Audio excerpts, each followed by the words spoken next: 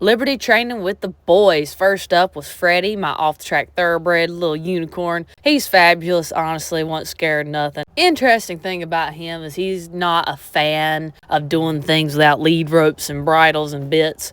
But I did start teaching him to come pick me up at the mounting block. That one was a little bit difficult. I believe it's because he's never really had that much of a choice. So when he figured out he could express a little bit of opinion, you know, he was just a little bit uncomfortable. That was cool. We'll just work on it real nice and slow, get him to the point where he feels comfortable with everything. Now, people ask me a lot about our Liberty training, and honestly, it is treat-based a little bit, but it's mostly getting them to engage and make their own choices. Now, here's August doing his stuff. He was awesome, too. His main thing is scratches, not as much treats. He would do anything for a belly scratch, a butt scratch. He's very good at Liberty work.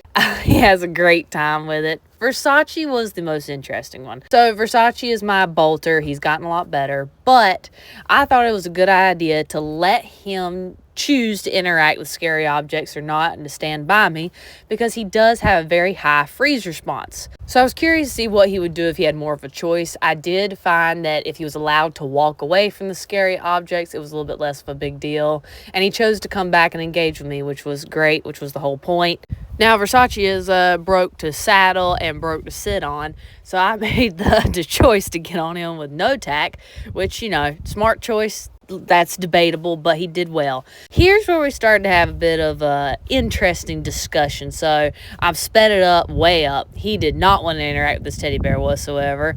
And so I just kind of zigzagged back and forth, slowly approaching him. He got a treat when he approached me, and I just introduced it in a way he was comfortable with.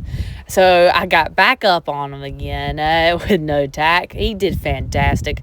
I really wanted him to feel like he had a choice. Versace is the lowest man on the totem pole in the herd. He often comes in with lots of bite marks on his butt. So I've started using Coat Defense's Trouble Spot drying paste. So for two reasons. One, it helps the bites heal up. And two, it dries in this paste that if one of the boys bite him on the butt, they'll get a mouthful of powder that does not taste good. It does end up looking like a pigeon walked across his butt with white paint on his feet. But I have found it works. And I get a laugh out of it.